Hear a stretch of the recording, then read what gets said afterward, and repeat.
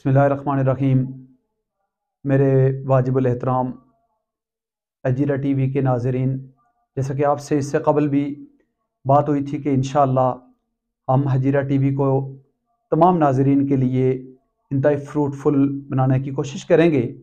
इस सिलसिले में बहुत सोच समझ कर इस नतीजे पर पहुँचे हैं कि हमारे बहुत सारे नाज़रीन जिन्हें इल्म दीन की जो बेसिक चीज़ें होते हैं, जिनके बारे में इंफॉर्मेशन नहीं होती, ख़ास तौर पर हमारे चूँकि केबल के नाज़रीन भी अब हजीरा टीवी से इस्तिफ़ादा हासिल कर रहे हैं, तो केबल नाज़रीन के लिए और केबल नाज़रीन में ख़ास तौर पर उन ख़वातीन और हमारी बहनों के लिए जो कि सोशल मीडिया से दूर हैं, वो लोग सारे के सारे इससे भरपूर इस्तिफ़ादा हासिल करेंगे।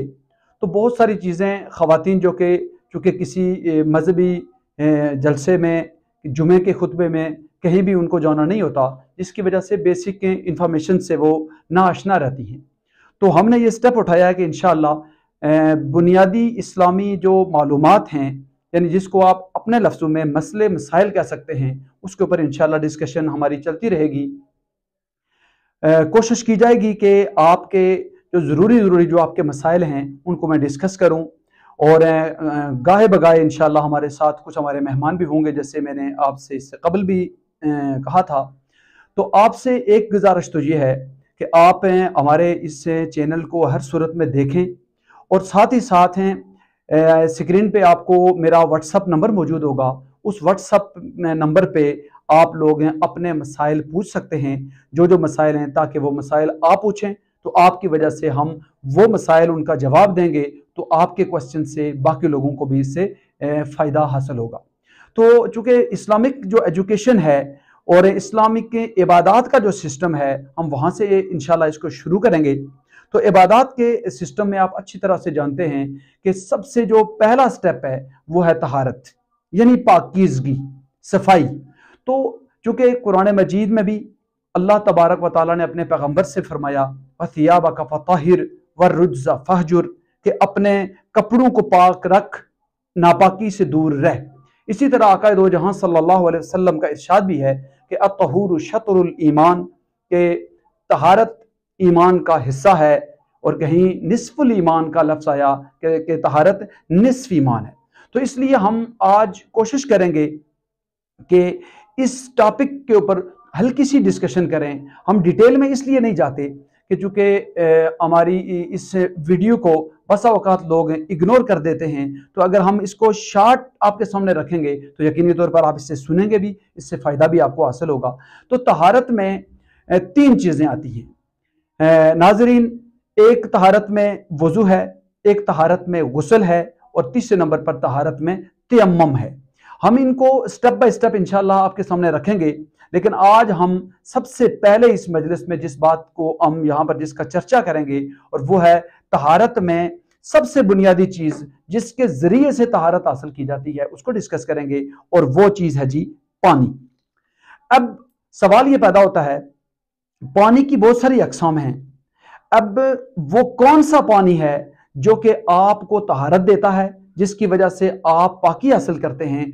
इस पानी के ऊपर बहस करना ज़रूरी है, क्योंकि हमारे जिन अहबाब को इसका इल्म नहीं है उनके सामने मैं रख देता हूं कि पानी के अंदर तीन क्वालिटीज़ ऐसी हैं कि अगर वो पाई जाएंगी तो वो पानी पाक तस्वर किया जाएगा। उस पानी के साथ आप वुज़ू करेंगे, उस पानी के साथ आप गुस्ल करेंगे, तो आपकी तहारत भी हासिल होगी, और आपको जो आप इबादत करेंगे तो वो इबादत आपकी फ्रूटफुल होंगी, यानी वो फ़राइज़ आपके अदा होंगे। उसमें जो पानी की जो तीन क्वालिटीज़ हैं, उनमें से मैं आपके सामने रख देता हूं। नंबर एक, पानी का जो रंग है वो पानी वाला ही होना चाहिए। नंबर टू, पानी के अंदर जो उसकी खुशबू है वो भी पानी वाली ही होनी चाहिए। और तीसरे नंबर पर पानी का जो जायका है वो भी पानी वाला होना चाहिए। यानी इन शॉर्ट वर्ड्स, रंग, बू, जायका, ये तीन चीजें ऐसी हैं कि इन तीन चीजों के साथ जो पानी होगा वो उसके साथ आप तहारत हासिल करेंगे।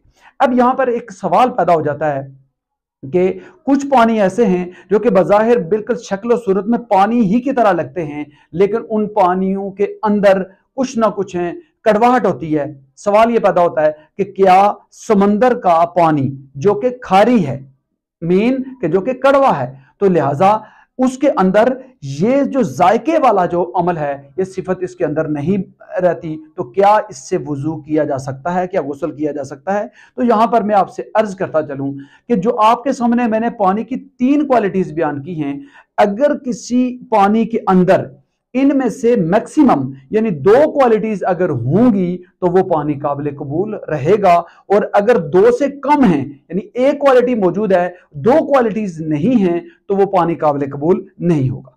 इसी वजह से समुंदर के पानी के साथ वुजू करना जायज होता है, क्योंकि वो उसका जायका तो खराब होता है लेकिन उसके बाकी 2 उसके अंदर जो क्वालिटीज हैं वो पाई जाती हैं। तो लिहाजा आज के इस लेसन में हमें यह बात समझनी थी कि पानी के अंदर 3 चीजें हैं, एक उसका कलर है और एक उसका टेस्ट है और एक उसकी स्मेल है। तो ये 3 चीजें जिस पानी के अंदर पाई जाएंगी, उस पानी के साथ आप वुजू भी कर सकते हैं, गुस्ल भी कर सकते हैं और फिर उसके साथ इबादत भी कर सकते हैं। मैं उम्मीद करता हूं कि आपको आज के इस छोटे से लेसन से जरूर फायदा हुआ होगा, और अगर इसको देखते भी रहिए और साथ ही साथ इसको शेयर भी कीजिए सोशल मीडिया पे। और अगर कोई क्वेश्चन हो तो हर सूरत में आप हमें बताइए। जो क्वेश्चन होगा वो क्वेश्चन करने वाला अपना नाम और अपने एड्रेस को जरूर बताएगा, ताकि उसको मेंशन करके यहां पर हम वो उस क्वेश्चन का आंसर दे दें, ताकि उसकी वजह से बाकी लोगों को मोटिवेशन हो, बाकी लोग भी क्वेश्चन भी कर सकें और फायदा हासिल कर सकें। अल्लाह ताला हमें